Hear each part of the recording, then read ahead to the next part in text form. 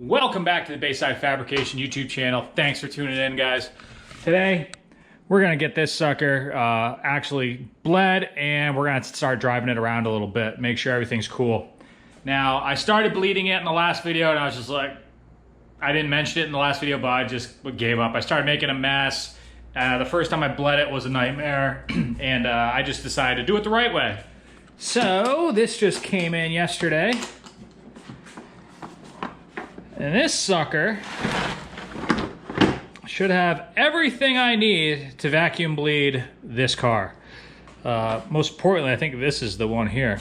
So essentially what we're gonna do is pull a vacuum on this entire cooling system. So much vacuum, in fact, that it's going to collapse the coolant lines and everything. And then I'll show you how to do this. Yeah, you essentially create a vacuum, hold that vacuum, make sure there's no leaks in the system. So essentially you're pressure testing the system by doing that. And then you release the vacuum, and coolant in turn gets siphoned into the system and completely bleeds the system. At least that's how it's supposed to work in theory. Guys say that, I mean, this is a no-brainer, and you know, it's one of those things I probably should have bought years and years ago. So it wasn't super expensive, believe it or not. This was under $100. Kind of an Amazon deal, but I'm hoping everything works okay. I didn't really want to drop like 500 bucks for like a crazy one. So as long as these fittings and everything don't leak, this should be a relatively easy process.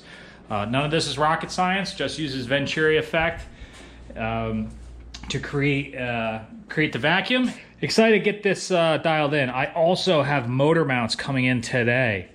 So I bought some aftermarket semi-solid motor mounts. These are stock liquid-filled mounts here, and they probably have like 120,000 miles on them. So if they're original, that's how many miles they have on them, and they're not great. This whole engine moves around quite a bit, and I want to limit the motion of the engine, mainly because it gives more precise shift feel, because the shifter is cable driven and it's on the transaxle. So the less movement in the motor, the more precise shifts you get. Furthermore, it also going to keep our stock or our exhaust cutouts here centered. So the exhaust isn't going to be moving around and risk burning bumpers and things like that. And I have a little plan for the exhaust once we get cooling of the engine bay figured out and the trunk lid back on. So I'm going to leave it trunkless and bumperless for now, and then we're gonna, we can make sure the car runs and everything's cool and it doesn't blow up again, then we'll start working with aero and all that stuff. But that's kind of the plan today. Let's get this thing bled and motor mounts installed, and then we're gonna take it for a drive. So let's get working on it. All right, just showing you what I'm doing right now. I just started pulling vacuum on it, and I just wanted to take a second to show you how I do this. So here's the on and off valve for the air. This pulls Venturi. There's a valve here and a valve here. So this pulls suction on the system, which you can see I have hooked to my radiator cap there, or not the radiator cap, but the expansion tank cap. And we're gonna pull up to 20 to 25 on the gauge here, so that'd be right in the yellow. So once we get to that level, we're gonna shut it off like it is now. And then we have our bucket of coolant here. I just have to add a little more to that. And then what we'll do is we will drop this in the bucket when we're ready. We're gonna let it sit under vacuum for a little bit, just to make sure that there's no leaks and we're not losing vacuum.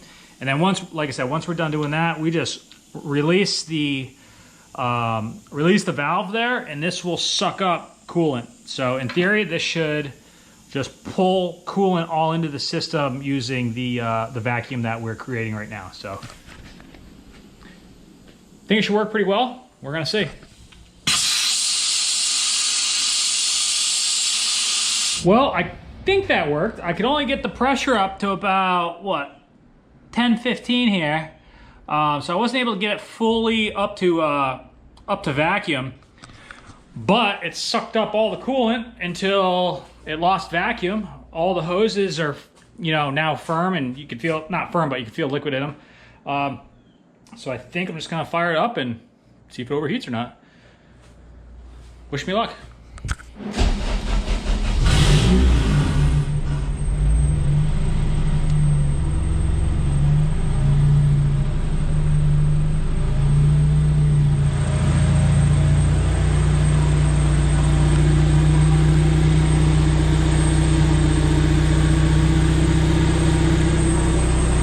we wait. Well, we're up to 180, and that's as hot as it's allowing itself to get right now. I think it worked. I mean, I've been letting it idle for a little bit, and the heat works now because the heater core wasn't getting coolant in it before, so the heater core wasn't the heater core drained out its coolant and stuff like that beforehand. So I think we're just gonna take it around the block real quick, just see how it feels, see how things go. Stay close to home, obviously, because I'm riding solo today, so I don't have a partner to help push it if something happens. But we're just gonna data log a little trip around the block and make sure everything's cool. Keep an eye on the oil pressure. Let's see how it goes, guys. All right, here we go. Just gonna go around the block. Fans turned on at 195. I don't have the clutch stop in, so I'm just gonna be aware of that. Power steering pump's a little noisy from what I can tell.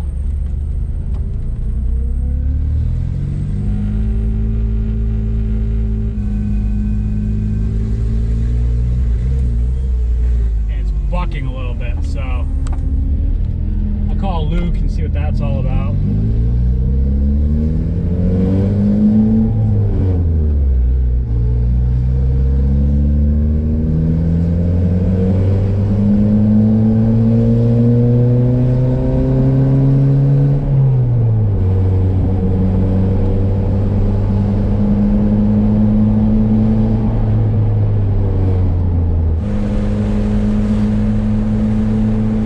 Temps are good. We're hovering around 190. It's like 92 degrees out right now, so I'm okay with that. Like I said, we're just taking it down the street. Nothing crazy. I think cruising at like 3,000 RPM. The oil pressure is 65, 70 pounds of pressure. Idle, it's right around 20, so that's all normal.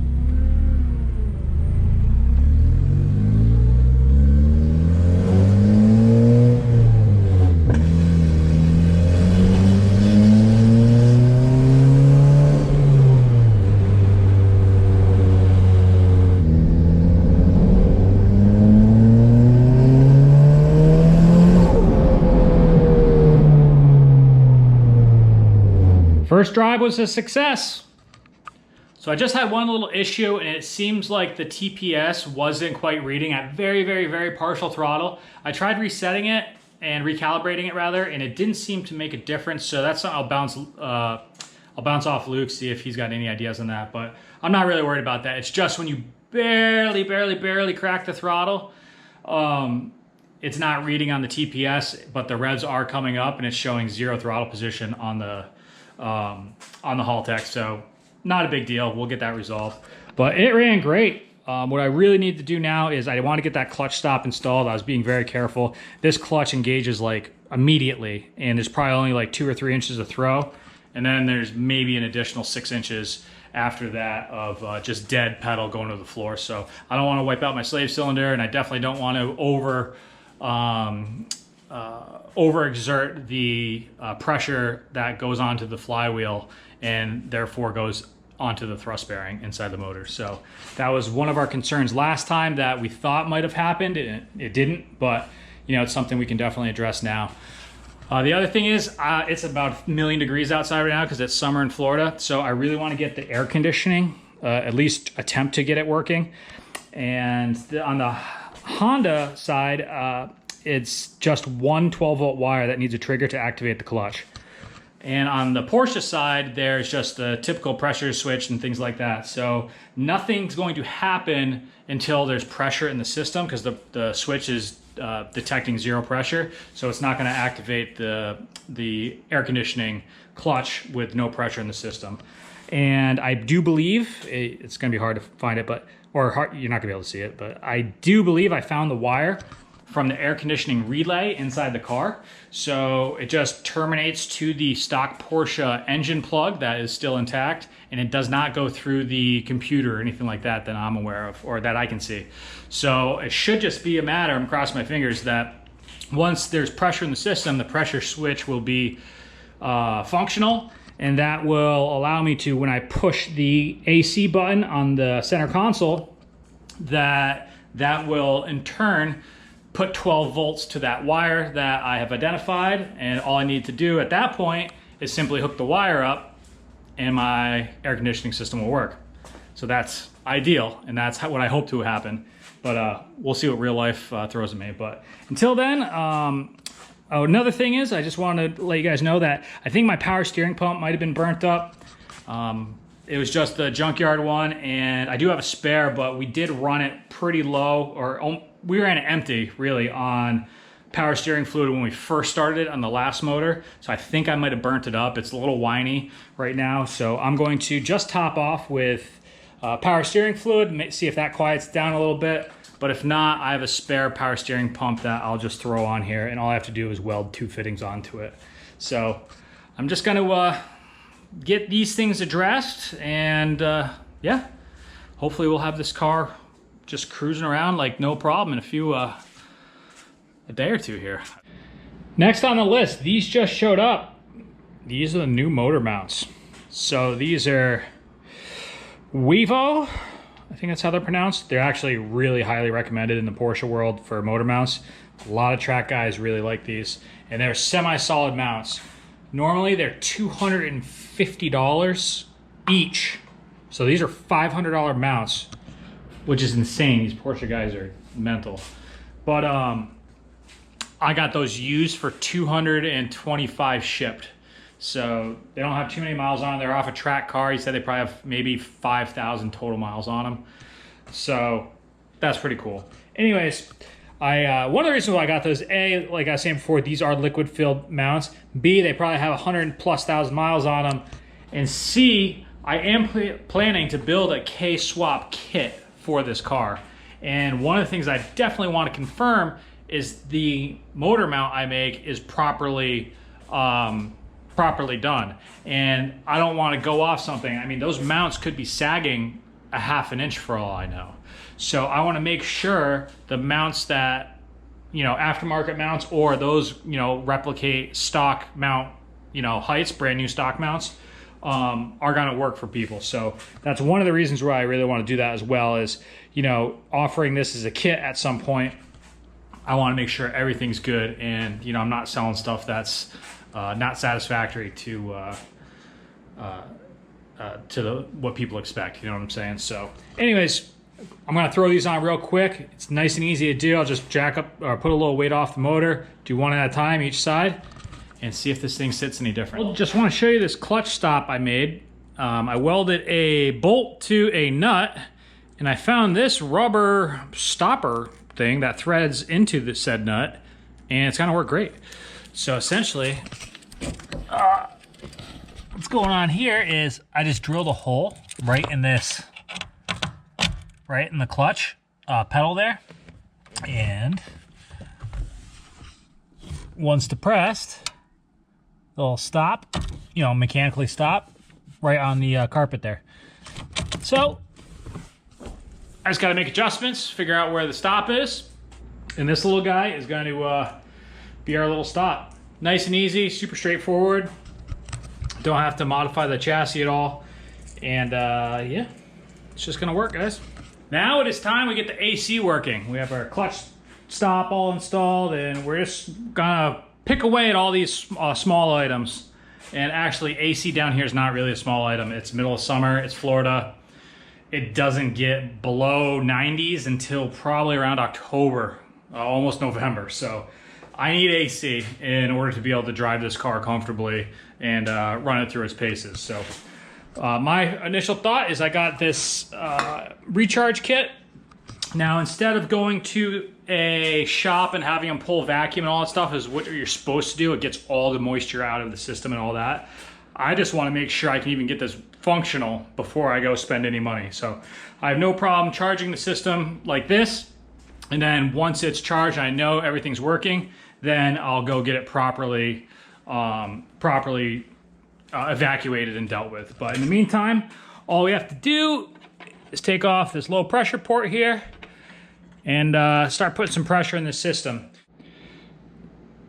I did discover a smushed O-ring, so when I put this back in there, I must have had it at a wonky angle, so we'll replace that and see if it leaks, because it was audibly leaking obviously, through that connection. All right, AC clutch is engaged. I'm just doing it manually right now because I can't get the that to work. I only had like 1/3 of a can in this one, and I got 2 more full cans, but I took the can and it's blowing a little bit cold, so that's good. So all I have to do is figure out how to get 12 volts to that compressor, and then we're good. All right, guys, well, I got the AC working, and I'm just trying to find a fine balance. I had to turn the fans on because obviously the condenser is not going to work without airflow. So it was working at first, but then once it heated up, it naturally got hot. So I wound up manually turning the fans on with the Haltech here. And right now, I'm at 72 degrees coming out of the blower, which isn't great, but it's not bad. I'm also sitting in a garage and it's 92 degrees out with like 75% humidity or something like that. So long story short, if we were cruising around in the car, this would probably feel pretty comfortable. The key now is just to figure out how to get the fans wired in with this. Now this has a 2-stage fan system, and the first stage, the resistors are bad. So right now the fan's blowing max. But what I'm thinking of doing is hooking up the first stage of the fan to the AC unit, and then the second stage will come on for the engine temp. So they'll kind of work hand in hand with each other. But yeah, we'll have to talk to Luke and get this figured out a little bit, see what's going to be the best avenue to go for the AC here. It is a little tricky because we are using a throttle or a cable throttle body. So we don't really have that much idle control once fans kick on and stuff. It's just kind of the way it is. So we'll get it figured out, but right now everything's looking good and it works. So we just got to just start figuring out how to get to work with Porsche controls here. Well, the AC isn't going as planned. I'm just having a hell of a time figuring out how to utilize this air conditioning switch here. Now, this whole thing is one module. And after consulting some people online who've done this before, that switch actually doesn't it's not like a normal switch that sends out like a 5 volt or a 12 volt or a ground signal, for example. It sends out something called what is this? PWM. Pulse width modulation signal. So apparently it goes from like the 6 volts to, and it just like modulates or something like that. I don't know how it works really, but the guy said pretty much you have to install a resistor and then you have to do a transformer, and honestly it's a total pain in the ass. So I have another solution, because all I need is a trigger for this, and we're actually going to have the trigger, and then that's going to go to the Haltech, and the Haltech is also going to control the AC. But I need to be able to turn the AC on and off. But the Haltech also needs to control the AC. For example, after X amount of revs, or full throttle on the TPS or whatever, we need to be able to control the compressor to shut it off at certain times when it's not going to be utilized. With all that being said, I found a trigger that I think will work really well. And I won't use this in Florida, that's for sure. And it's the rear defrost switch here. So it's very simple. It's a on-off 12 volt trigger. And I have no problems ditching the rear defrost for my AC switch on this setup. So that's kind of what I'm thinking right now. It's not ideal. It's not what I wanted to do. But after going through it, it seems like trying to use the stock AC switch is a total pain in the ass. It also relies on the pressure switch from the AC line, and it relies on the stock computer to tell the pressure. It's like a whole complicated thing, and like, I don't really care. I just want the thing to run when I'm telling it to run, and not run when I'm telling it not to run. But yeah, it goes through the stock computer and all this crazy stuff, which the computer's still there, but Obviously the stock compressor isn't there, and I think the stock compressor might have different inputs and outputs and blah, blah, blah, blah, blah. So very long story short, it's a total pain in the ass. I think I can just simplify this thing, have the Hall Tech control when the compressor turns on and off, pretty much disregard the pressure switch, and yeah, hope we don't blow a line up if it gets too high pressure, or hurt the compressor in any way. But I definitely have to have air conditioning. It's way too hot. I wouldn't even want to drive this car until winter. Let's put it that way, if I don't have air conditioning. So it kind of has to happen. That was the whole point of this car, is to have something cool that I can drive all year round. So that's going to do it for this video. I just want to show you guys what I'm working on. I'm just kind of doing all these small things here while Luke's out of town. He should be back next week, actually. So we'll get the car ripping when he's back in town. I didn't want to do anything super crazy with him not here, as far as, you know, messing with, you know, driving it and, you know, boosting and all that stuff. I just want to make sure all systems are go, and he's comfortable with, you know, starting to hammer on this thing. So in the meantime, I'm doing things like getting the engine bay cool, getting the AC sorted out, getting all these small items buttoned up, so when the car is running, it's going to be running as optimal as possible. So that's kind of my goal right now. But I appreciate you watching, and on the next one, we're going to work on getting these engine bay temps down, because they still seem pretty hot. So that's what we're going to focus on next, and I appreciate it, and we'll catch up with you next time, guys. Thank you.